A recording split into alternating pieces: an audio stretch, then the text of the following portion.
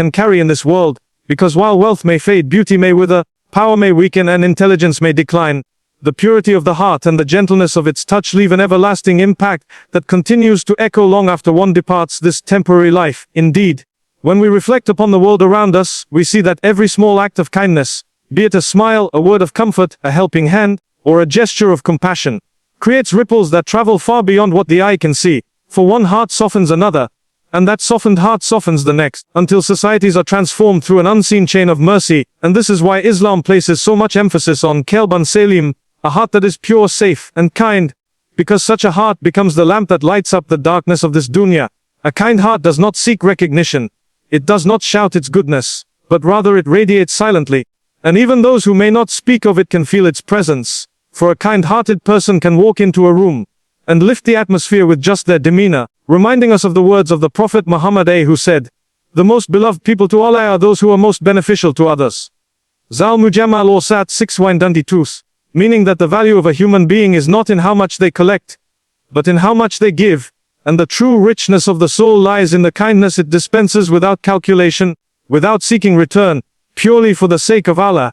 And when we look at the world through this lens, we realize that a kind heart is not just special but essential, because it is through such hearts that humanity survives, that families remain united, that communities flourish, and that strangers become brothers and sisters. Without kindness, knowledge turns into arrogance, power turns into oppression, and life turns into a desert without shade.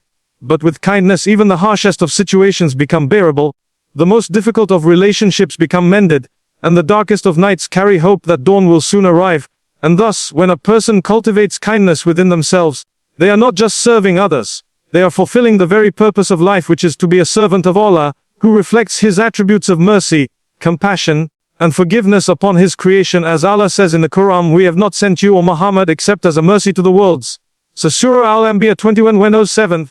And if the Prophet was the embodiment of mercy, then those who follow him are expected to carry at least a fraction of that light, which is expressed through the kind heart that forgives when it has the right to punish, that gives when it has little for itself, and that prays for others even when it is itself in need. 2.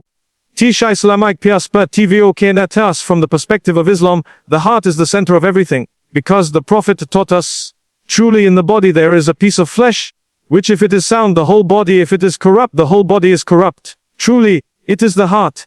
Sahih al-Bukhari and Muslim. And so when we speak of a kind heart, we are not speaking of something superficial or optional, but something that determines the very acceptance of one's deeds, the quality of one's worship, and the measure of one's relationship with Allah. A kind heart is one that is free from pride, hatred, jealousy, and malice, and filled with sincerity, compassion, and gentleness.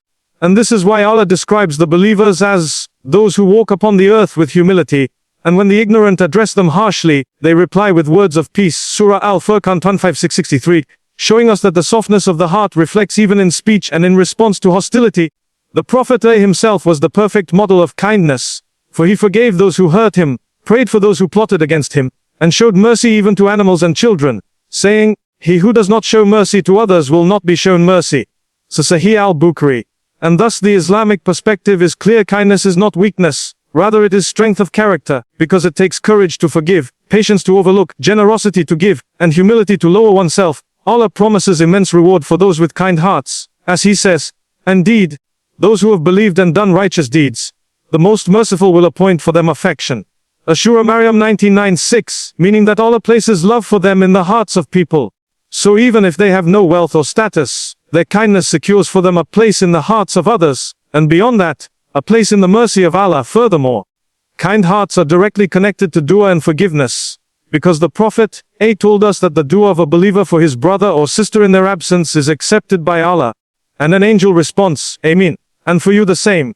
A Sahih Muslim, meaning that when a kind person prays for others sincerely, without them even knowing, they are simultaneously securing the same blessings for themselves. And this cycle of kindness and dua becomes a shield of mercy around them. Thus in Islam, kindness is both a command and a protection. It is a command because Allah repeatedly instructs believers to be gentle, to speak good words and to show mercy. And it is a protection because it safeguards the believer from the hardness of the heart, which leads to sin, arrogance, and distance from Allah. And when such kindness is maintained, the heart becomes the throne of tranquility, for Allah says, "Those who believe and whose hearts find rest in the remembrance of Allah, verily, In the remembrance of Allah do hearts find rest. Allah Shura Arad 13:28. Hadya to pure bilas suggests sayan pure yas. One of the most beautiful realities of life is that a kind heart is never deprived, because even when it gives away everything, Allah fills it again even when it is wounded. Allah heals it, and even when it is overlooked by people, Allah honors it in ways unseen. The Prophet A said, the most beloved deeds to Allah are to make a Muslim happy, or to remove one of his troubles, or to forgive his debt, or to feed his hunger. Zamujam al-Kabir 13646. And so every act of kindness is like planting a seed in the soil of the hereafter, where Allah will cause it to grow into mountains of reward. And even in this dunya, kindness returns in the form of love, respect, and prayers from those who benefit. Think of the one who feeds the hungry long after the food is digested. The heart remembers and the tongue raises a dua for that person.